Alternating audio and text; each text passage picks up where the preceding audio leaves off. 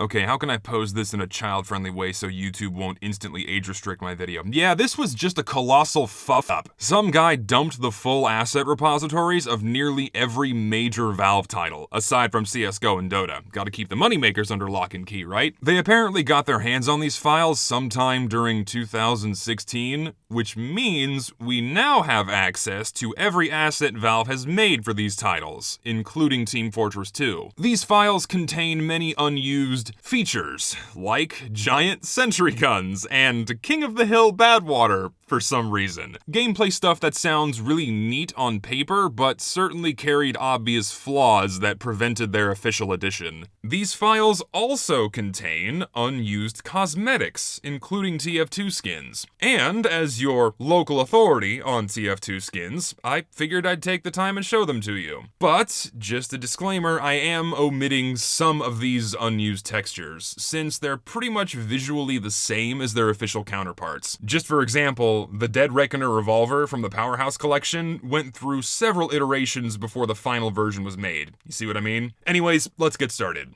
Alright, first up is the Citizen Pain Minigun from the Two Fort collection. The blue version of this skin contained a hidden layer with a rather lonely tractor. I took it upon myself to finish this tractor pattern as best as I could assume it was going to look, and I put it in game, and you know what? It really doesn't look half bad. Though I do still prefer the corn cobs, the tractors are admittedly a little bit plain, and the washed out yellow and green against the blue make for a much nicer composition overall. There's no hidden version of the red variant, sadly. Would have been cool to see what they were working on for that one. Okay, next up is the Wrapped Reviver Medi-Gun from the Concealed Killer collection, which also contained an alternative texture for the blue variant. Rather than using the same tan background from the red texture, it uses this nice pale blue. Putting it in game, and it looks really good. In fact, I somewhat prefer this version over the official version. Though I do understand why they ultimately cut this one. The colors blend in a little bit too much with the player model. Ultimately, I'm pretty much okay with the final version we got, but if it got this blue variant, it would just bump it up a few pegs, because, I don't know man, it just looks really good. Alright, next up is the Country Crusher Scattergun from the Craftsman collection. This one's a pretty interesting one because there's a couple of things I need to pick apart here. The official version of this skin uses a leather texture, and what's interesting about this file is that it's just an edited stock photograph. And yes, I know, I get on workshoppers' asses for using stock assets, but the difference here is that these stock assets are specifically chosen to match the stylization of the game. Or, the stock assets go through a transformative process that brings them to the style of the game. When you don't do this, then the results are just... So you have a legal way of actually using some of these images. Really bad. So you still have to pay attention to that. I still don't think you should use stock assets though. It's not really a creative process if you just take something someone else made and call it a day. Anyways, the leather texture also has an alternative version hidden inside the Photoshop files, containing branded portraits of each mercenary. Each of these portraits is an original drawing made specifically for this skin. You can't find them anywhere else. Sadly, even though it's a really neat texture, I can see why they cut it. The portraits are just too small. There's too many small details, too many harsh lines, and when you slap it on a small weapon model, it just makes the texture look very cluttered. You can't really see nor appreciate the portraits that much. It's kind of a bummer. Next up is the Liquid Asset from the Powerhouse collection. A personal favorite of mine, as some of you may know. The Photoshop file for this skin contains an unused version of the wave texture with more darker waves than lighter ones. Okay, frankly, this one is just so much better than the official one. The higher area of darker hues than lighter hues tone down this skin just enough to where it isn't super bright and in your face. Frankly, it's just better, and I really wish we got this version instead of the official version. I love both. Don't get me wrong, but this one is it's just a little bit better, just a little bit better, and oh, I love it. I love this skin. You can never take it away from me. I will love this skin forever until the game fucking dies. You cannot take that from me.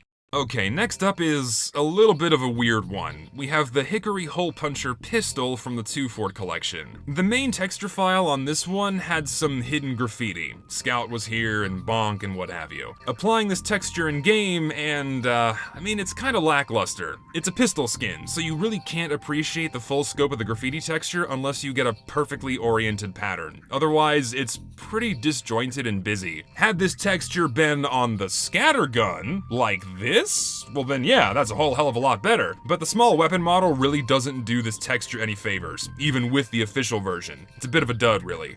Okay, next up, we have a 2-for-1 special, the Sudden Flurry Sticky Bomb Launcher and the Night Owl Sniper Rifle, both from the Concealed Killer collection. The black and gray geometric pattern that both of these skins use contains a hidden, scaled-down version, and applying it in game and, honestly, objectively, this just looks way better than the official version. It looks a whole hell of a lot more like a camo or a metal texture than the official version, which is just kind of bulbous and not that appealing. It's a shame we didn't get this as the official version. It looks so much better than the one we got. It's a fucking shame, really. Alrighty, another 2-for-1 special. We have the King of the Jungle Minigun and the Backwoods Boomstick Shotgun, also from the Concealed Killer collection. The jungle camo texture has a hidden color swap inside of the Photoshop file, which just tones down the green hues and shifts them more towards this tannish yellow. It's very subtle, and comparing them side by side in game, frankly, I enjoy the unused version more. It has a more grasslands, deserty kind of feel, which I think is more appropriate for TF2 than a jungle theme.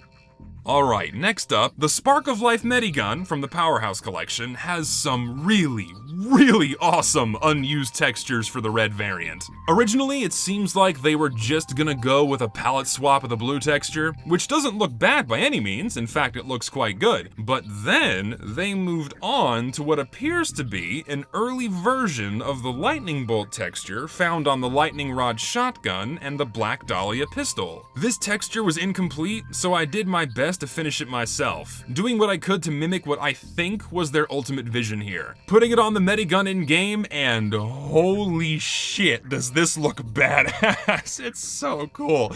This pattern works so well for the Medi-gun. God, I would have loved to have had this in-game, on any weapon. It's a shame it was relegated to a shotgun and a pistol. And sadly, they opted to not use this texture, and they went with the simpler, lighter, spaced-out lightning bolt texture that we have now. An earlier version had these lightning bolts scaled up and a bit closer together, but they ultimately went with a scaled down, more spaced out version in the end. I mean, I don't hate it. In fact, the Spark of Life Minigun is one of my favorite skins in the game. I've pretty much had one in my inventory since day one of Gunmetal, but some tweaking could have made that lightning bolt pattern, that red one, just look really good. It would have looked so good on the game. Just give it to me, girl, please. It would have been so fucking good. Oh, well, fuck it, moving on. Okay, next up is the Low Profile SMG. Probably one of the most undesirable skins in the game. I mean, I don't mind it, but a lot of people don't like this one. The Photoshop files here just had some simple color palette swaps for both the red and blue versions. Personally, I'm actually a fan of the more muted gray and brown variants. Not a fan of the teal and fuchsia, pink, whatever you want to call that particular shade of not red. They don't really fit in the game to me. Also, something funny to note is that in the official game files, the textures for the Low Profile SMG are named Super Sniper, which, at the time of me making my original video about unused skins a few years back, I found rather odd. Then I looked at the Photoshop files. Peace. Another skin that I looked at in my original unused skins video is this desert camo file. The official but unused version looks like this, something I touched on before. But there's a hidden layer inside of its Photoshop file, which looks like this. I can only assume this was originally meant for the sand cannon rocket launcher, and you know what? It looks pretty damn good. I still like the sand cannon as it is, but I would have liked to have seen this texture used in game in some official capacity. The last few textures that I want to point out are files that I didn't cover in my first video on unused skins, either because I didn't see them or for some reason omitted them entirely. Probably because I thought they were boring or something, I don't remember. Do note that these last few files are found in the official game files. They weren't revealed by the leak, but they were never used, so I think they're worth showing. First one is this unused engraved metal texture. Not really sure what weapon this was meant for, so I just slapped it on the minigun, and it's pretty fucking impressive. I mean, I would have loved to have seen this on a skin for sure. It's just really cool. It's kind of a shame this one didn't get used. There's also a couple of unused flannel textures, both yellow and green. Not really sure what these were meant for either. Perhaps they were alternative variants to the plaid podshotter SMG, but I slapped them on the tartan torpedo scattergun and the homemade heater pistol instead. And these textures look pretty frickin' good. Yellow for red team and green for blue team. Would have also liked to have seen these in the game, would have been neat addition somewhere down the line, but oh well. And yeah, that's pretty much it. Not a lot of crazy, epic, unused content. Whoa, speculation. What if they put this in game? What are they gonna release it in the future? None of that bullshit. However, looking at these Photoshop files is a very interesting window into Valve's thought processes behind designing skins for TF2. You can absolutely tell that these first 4 collections from Gunmetal were very experimental. Some skins are just painfully simple edits of stock photographs. Come on, guys. Others are more heavily edited stock photos. Some textures are drawn entirely from scratch and look like they were a son of a bitch to make. Good God, look at this one. And others use really bizarre methods that I certainly couldn't think of, generating what I think is a water texture from Photoshop tools and then using that as an outline for lightning? I mean, that's just smart. Damn thing over here. Okay, I'm signing off with the webcam because I really don't know how I'm going to end this video. Before I go, just a couple of housekeeping things. I'm no longer streaming on Twitch. I've finally made the migration over to my second YouTube channel, so if you want to catch all my VODs, you want to catch all my streams, then head on over there. And for those of you who happen to be subscribed to me on Twitch, you might want to cancel that, just a heads up. In the long term, I have a very big video project I'm working on. I know I say that often, but when I say big, I really do mean big.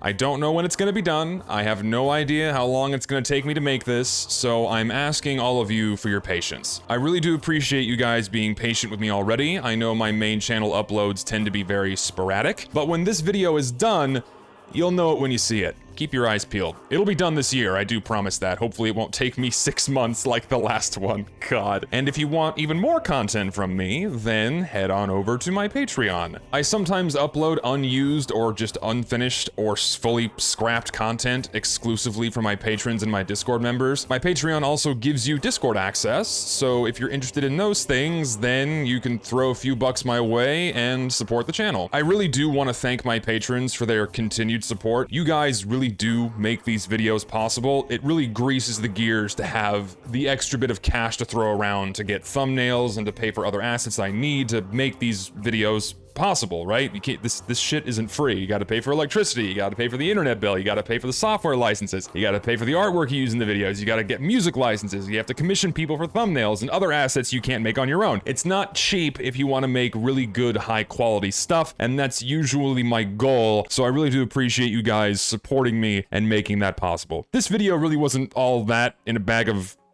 chips, I guess, but it was just a fun, simple video to kind of tide you guys over until this next bigger project is done, so yeah. And yeah, that's about it. I will hopefully see all of you very soon, and see you next time. Bye.